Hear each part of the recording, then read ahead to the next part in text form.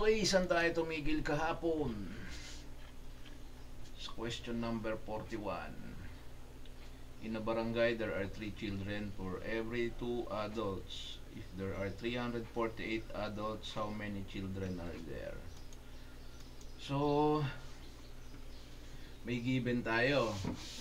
Ang given natin, 41. Ang given natin ay 3 children tapos 2 adults. Okay. So, ang ratio ay 3:2. Ibig sabihin, sa kada dalawang matanda, merong 3 bata. Okay? Sa kada 3 bata, merong 2 matanda, or kada 2 matanda, may 3 bata. So, paano natin isusolve to? Ang hinahanap niya is kung ilan yung total ng bata. Since alam naman natin yung ratio na 3:2. So, ang pinakamadaling solution dito, no? Kasi may given siya na 348 adults, no? 348 adults. So, yung total ng adults is 348. Since yung ratio natin is 3:2, 3 bata kada 2 matanda. So, isipin natin yung 2 adults na to is, no, mag-asawa. So, kada mag-asawa, meron siyang 3 bata. Ayan, bata parang aso lang, no? Okay?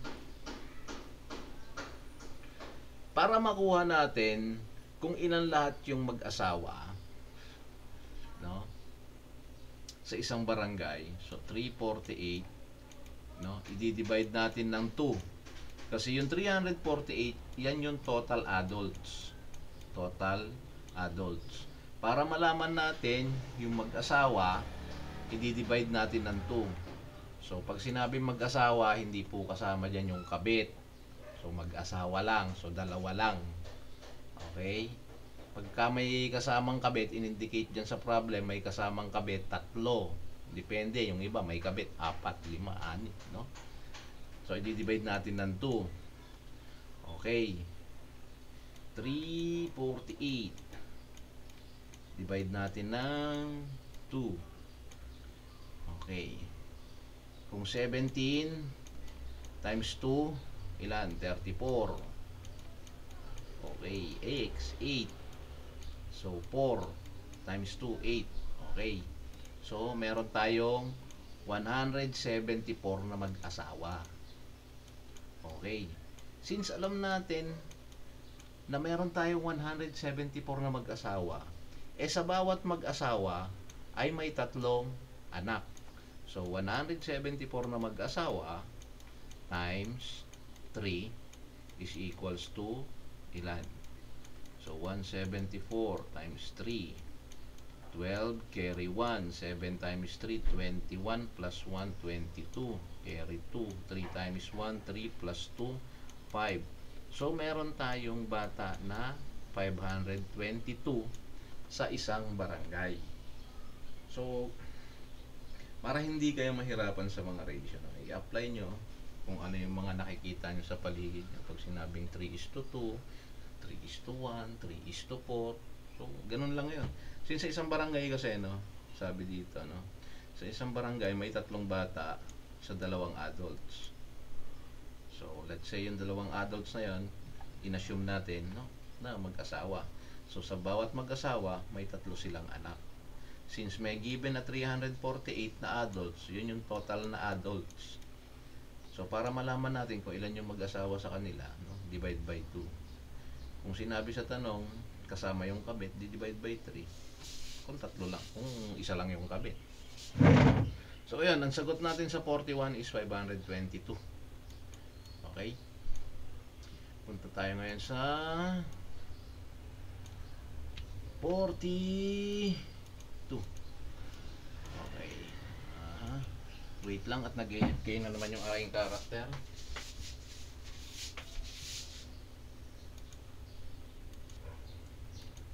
So yan, number 42. 830 centimeters are equal to how many meters? So ito ano na lang to, no? Sa bawat isang metro, meron kang 100 centimeter. So nakalagay dito 830 equal to how many meters? So 8.3. So 8.3 meters. Okay? So yun yung sagot dyan.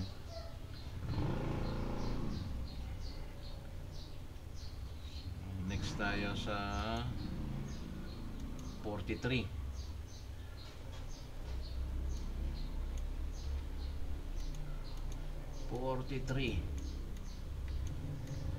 Okay, what is quadrilateral with only one pair of parallel sides called?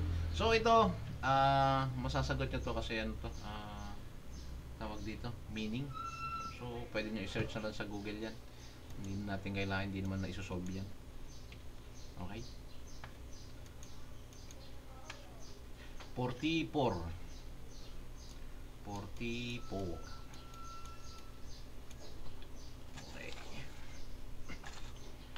So 44, a rectangular garden is 6 meter longer than its wide.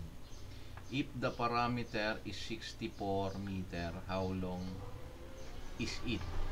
Okay? So meron tayong rectangular, no? So ang given natin, no? Ang given natin to, ang length niya is equals to 6 meter longer. So 6 meter plus width. Mas malaki daw ng 6 na metro kaysa sa width. Okay? So ano yung width? Tapos ang perimeter niya, no? Ang perimeter is 64. Okay. So alam natin na yung formula is 2 times length plus width. Okay? Yan yung formula ng parameter. Given tayo ng parameter. So 64 is equals to 2. Tapos ano yung length niya? Yung length niya is 6 plus W. 6 plus W plus, ito para maintindihan nyo. Okay, iangat lang, iyan natin, iangat natin to. Okay, so parameter nya is equals to 2L plus 2 width. So meron tayong parameter which is 64. Tapos yung length natin is 6 plus W. Bakit 6 plus W? Kasi 6 meter longer dun sa width nya. So 6 plus W plus 2W.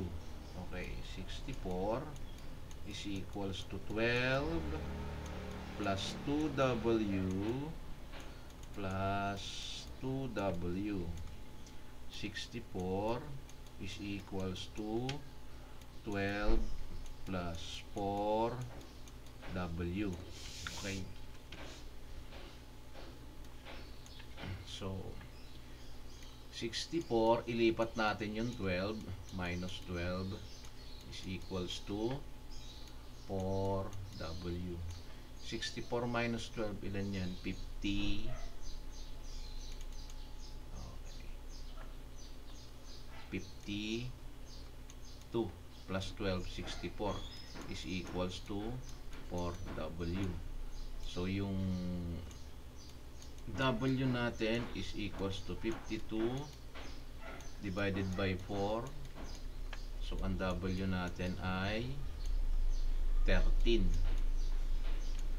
So yung width natin is 13. Ano ba yung hinahanap, no? Number ba tayo? 44 rectangle is 6 meter longer than it is it is wide. If the parameter is 64, how long is it? So yung length natin, no? Yung length natin is eto, no? Is equals to 6 plus ano yung value ng W? 13. So ang length natin is 19. Yan yung sagot natin. Okay? So tandaan niyo yung ano, yung mga formula kasi hindi nagbabago yan. No? Pero hindi. Tandaan niyo lang yung mga formula kasi minsan yung mga question hindi naman laging hinahanap yung parameter. Hindi naman laging hinahanap yung width. Hindi rin laging hinahanap yung length. So dapat versatile kayo kung paano pinapaikot-ikot yung isang formula. Depende dun sa problem or depende dun sa hinahanap sa problem. Okay? Hindi madali ito. Grade school pa lang ganito na, masakit na sa ulo. Sana all. Okay. 45.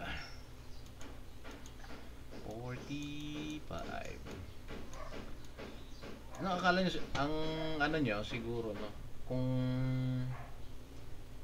iniisip nyo na pagkabasa ko sinasagutan ko, hindi, ang dami ko pong scratches dito, as in sobra, no, kasi solve ko, search ko pa sa Google kung ano yung mga formula, kung paano ginagawa yung solution, no, minsan yung sagot ko mali pa, so i-double check ko ulit para makuha ko ano yung tamang sagot, depende dun sa pagkakaintindi ko sa tanong. Kasi magkakaiba lang tayo ng sagot kung magkaiba tayo ng pagkakaintindi dun sa problema.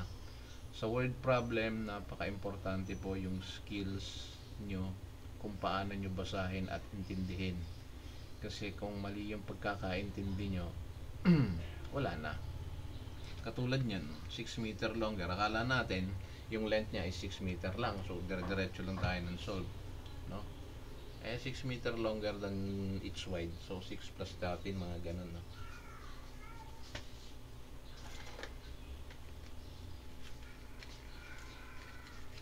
Number 45. Magkano ito, George? 8. Magkano apat? 32. Ha? 32. Oh, tatlo pala. Ay!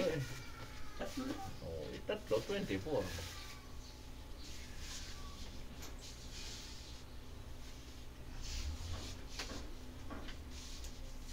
Piso pa dyan. Ito. Oh, tama. Ano na? Gawin mo lang. 4. Okay. Look tayo. So 45. A grass lot is 45 meter long and 32 meter wide. At each corner, there is a square flower plot of side 6 meter. What is the area of the lot contains grass? So dito, ang hinahanap niya is area. So pagka area, ano ba yung ano?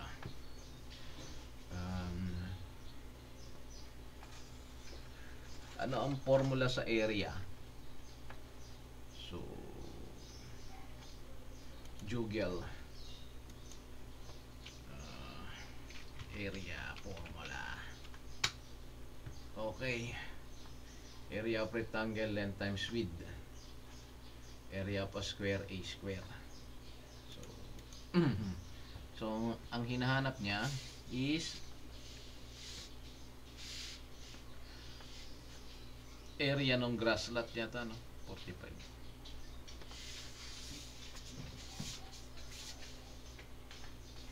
So, area ng grass lot. So, kunin natin yung area is equals to rectangular naman yan, grass lot is 45, so length times width.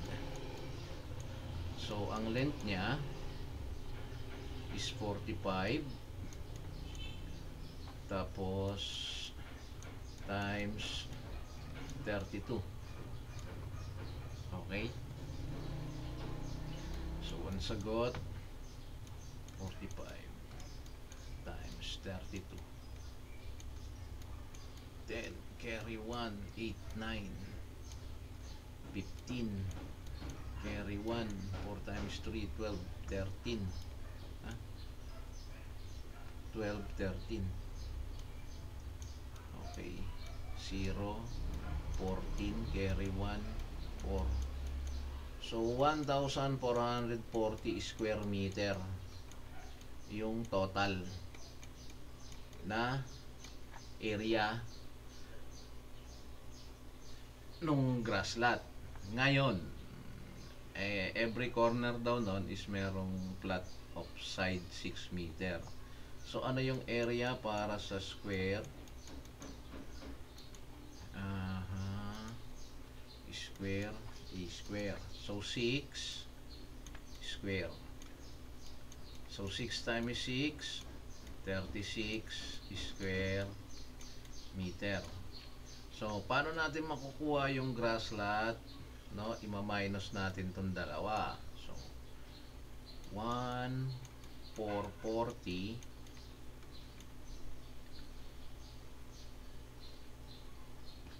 ay mali.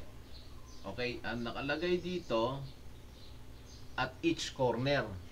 Okay? Tingnan nyo. Pag hindi natin tinignan uli yung question. No? At each corner. So, ibig sabihin, may 4 na corner.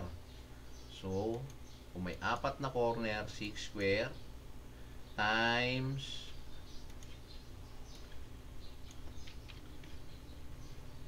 4. Okay? So, 36 times 4, ilan? 36 times 4. 6 times 2, 12, 12, 24. 4 times 3, 12. Plus 2. Okay, 144 square meter. Kasi may 4. No? Kung sinabing 3, so times 3. Kung sinabing 2, times 2. Tapos saka natin ima-minus ngayon to. So 144 minus 1,440 minus 144. So ang sagot natin 1,296 square meter. Yung sukat nung grass lot. So inuulit ko po, no. Nasa pag-intindi lang ng tanong kasi katulad niya, no. 45 at each corner. Hindi niya inilagay sa problem kung ilan yung corner, pero alam natin na ang rectangle is may 4 na corner. So, ganun yun. Okay? Or even square, may 4 na corner. Triangle, may 3 corner. Kasi nakalagay dyan at each corner. So, yun. 46 na tayo. So, medyo anuhan lang natin kasi may another 50 questions na naman.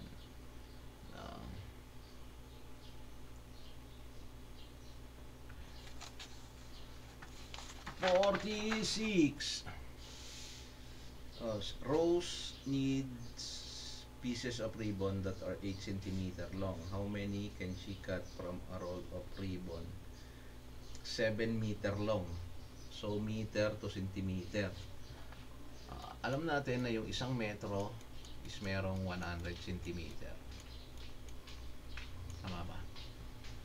Oh, tama. So, meron tayong 700 centimeter. Yung isang rolyo niya. So, ilan yung pwede nating maikat? So, i-divide natin dun sa 8 cm, which is yung haba nung gusto nyong ikat. So kung 700 divided by 8,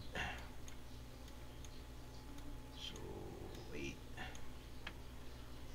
kung 10 times 8, 80. 8 times 8, 64 plus 8, 72. So 8 times 8, 64. Okay, 60. Kung 8 times 8, 64. Kung 7, 7 times 7, 49 plus 7, 56. So merong 4. Tapos that, decimal point 40. So 87.5. 5 times 8, 40. So ibig sabihin meron lang tayong 87 na pwede niyang maikat doon sa loob ng doon sa isang rolyo ng 7 meters. Kasi yung 0.5 nun is magiging 4 cm na lang. Okay. So kung mali yung computation ko, mali yung division ko, no, double check nyo na lang. Tapos na tayo kay Rose. So nasa 47 na tayo. 47. Wait lang.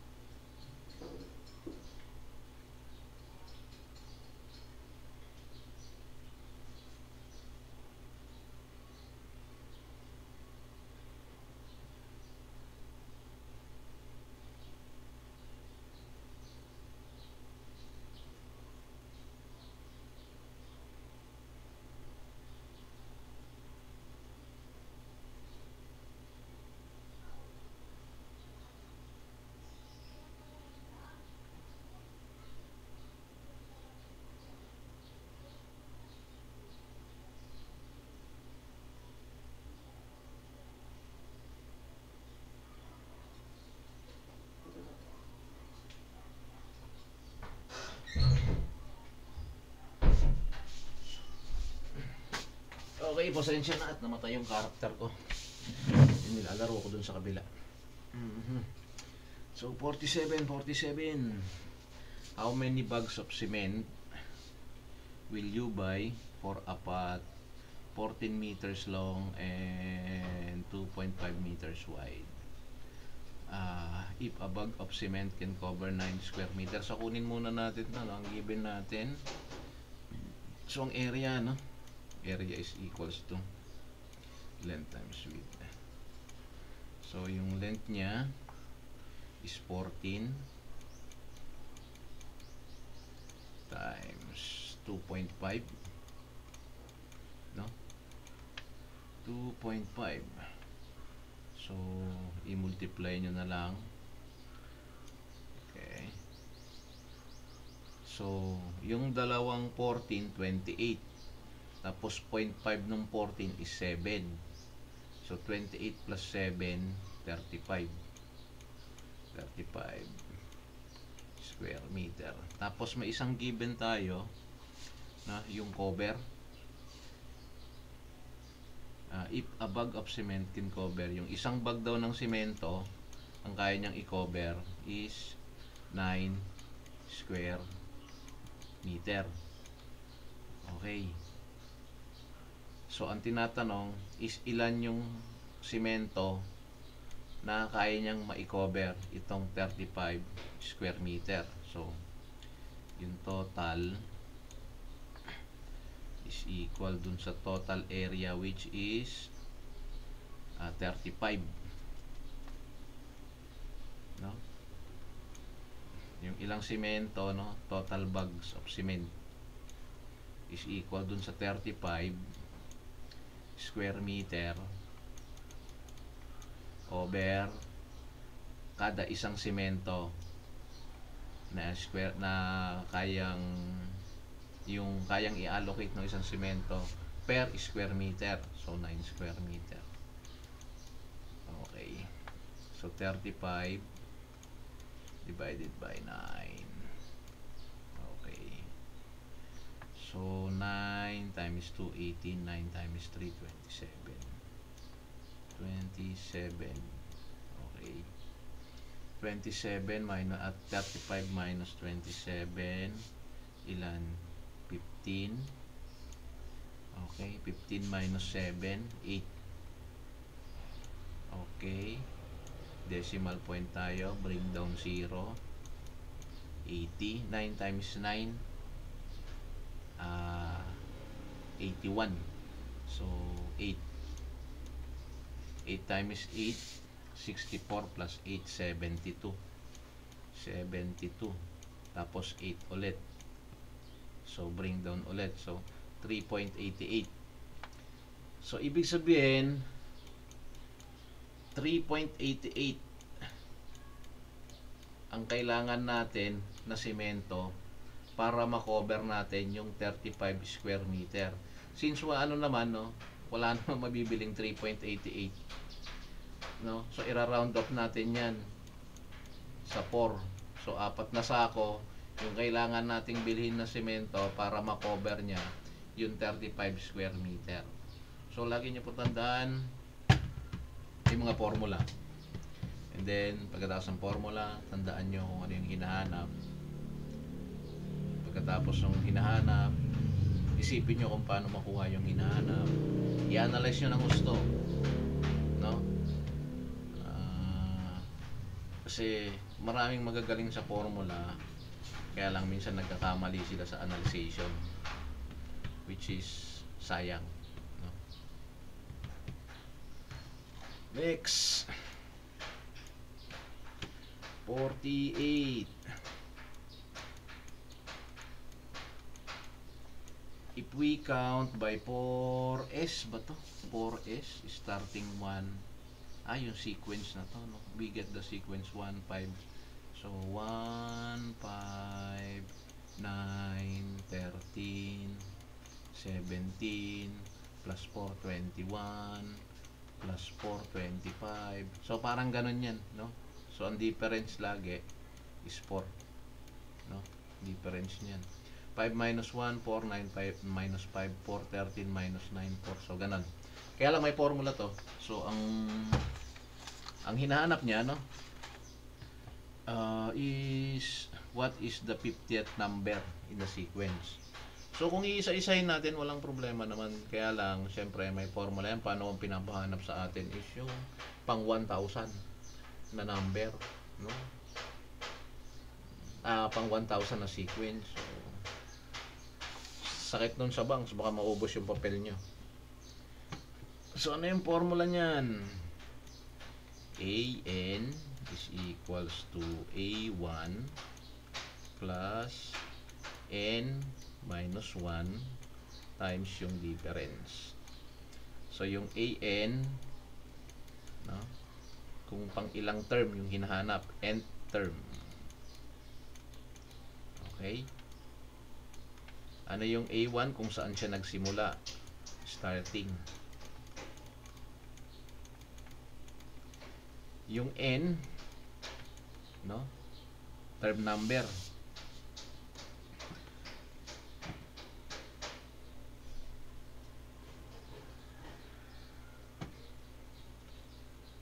Halimbawa, ang pinapahanap sa atin 50, 100, no? So, yun. Yung tinatawag na term number. Term number. Kung pang ilan yung hinahanap, no? So kung ano yung nasa ilalim nito, no, itong n na to, yan yun. Halimbawa, pinapahanap sa atin, katulad dito sa question na to, ang pinapahanap is 50. So 50 yung term number. Katulad yung ano, tapos yung isa, yung D, eto, no, difference. Ito yung difference nyo. So yung minus lang. Okay? Difference. Murahin natin ito. Ang itira lang natin is yung equation. So, ang pinapahanap is A yung sequence nung 50. Kung ano yung value. So, yung A1 natin saan nagsimula? 1 plus, ano yung N? Sabi ko kanina, kung ano yung nakalagay dito, yun yung N. So, 50 minus 1 times, ano yung difference? 5 minus 1, 4. So, 4. So, lahat yan, no? 21 minus 5. So, 4 yung difference nila, no? So, 1 plus 49 times 4. So, 1 plus 49 times 4, ilan? 49 times 4. 9 times 4, 18, 18, 36. Carry 3. 4 times 4, 16. Plus 3, 196. So, ang sagot natin is 197. So, yung sequence na pang 50, ang value niya, no, is 197. Pag pinapahanap yung 60, 60 rin yung gagamitin nyo rito. Okay? So, yun lagi ang ano niyan. Kung pang ilan yung hinahanap, yun din yung ilalagay nyo rito. Hindi pwedeng pang 50 yung hinahanap, tapos ang ilalagay nyo rito is 49, 48. Mali na po yun. Okay? Konti na lang. 49. 49. Rounding me to the nearest thousand makes me 6,000. The sum of my digit is 14. If you read me forward. Ito yung, ewan ko, no? Itong mga gantong question, is parang yung ano, huhulaan mo siya, pero with solution. Yung manghuhula ka, pero yung hula mo, dapat tama.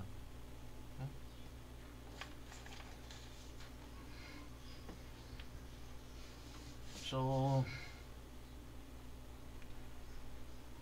6,000. Ano? Round me to the nearest thousand makes me 6,000. So, yung 6,000, no? Round off to. Okay? So, pwede tayong gumamit ng 5,500. Yung start natin, no? Bakit? Pagka ni-round off to, magiging 6,000. Tapos, pwede rin tayong gumamit ng 6, 4, 9, hindi. 6,449. No?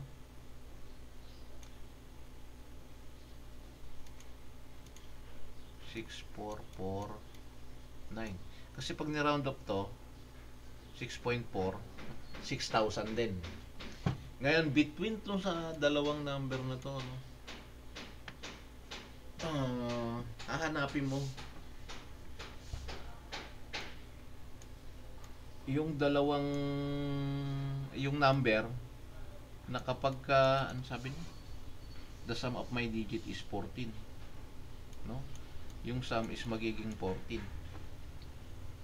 No? Mahaba po yung solution dito eh. No? Kasi hula mo parang eto, no? Simulan natin sa 5550, no? 55500. So 5 plus 5 plus 0 plus 0. So 10. So ibig sabihin yung sum niya is 10. No? Bakit apat na digit? Kasi dito lang nagpo-fall yung number na hinahanap natin. So sunod natin 5501. So, pag inadyan 5 plus 5, 10 plus 0 plus 1. Okay?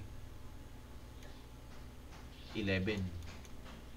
So, 5, 5, 0, 2. So, 5 plus 5, 10 plus 0 plus 2. So, 12. 5, 5, 0, 3. 13. 5, 5, 0, 4. 14. So, 14 yung sum, 14 to. Kaya lang, ang sabi dito, if you read me forward or backward, I am still the same. So, yung 5504,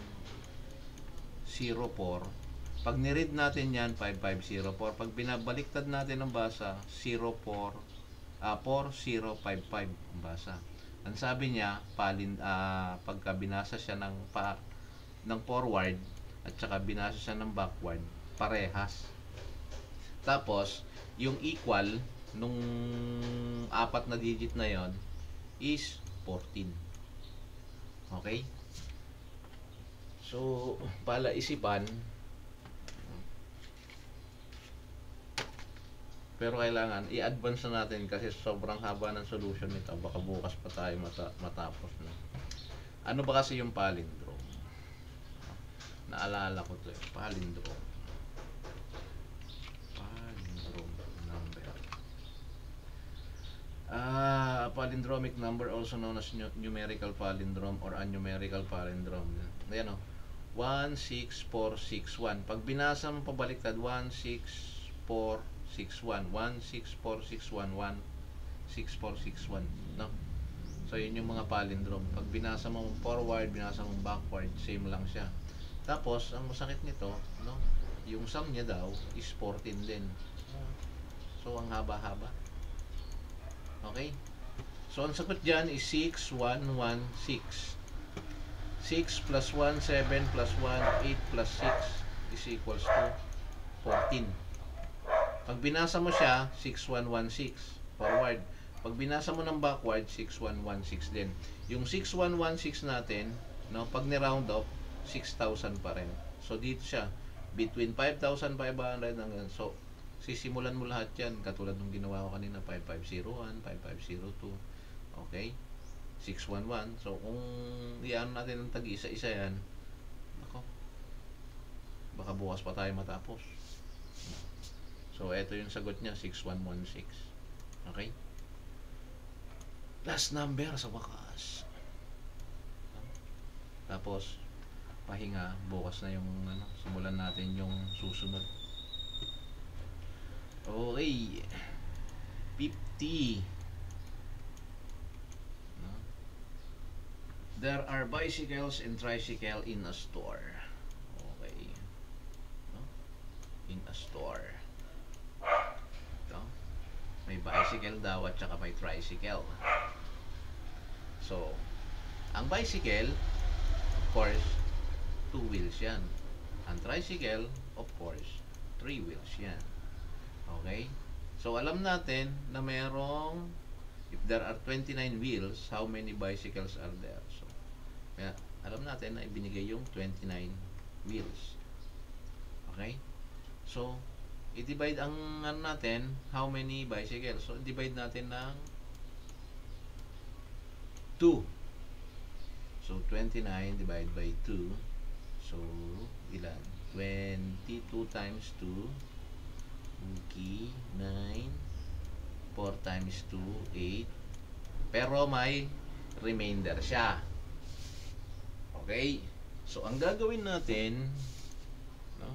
Alam natin na may 24, malapit na tayo dyan. So, gawin lang natin na 23.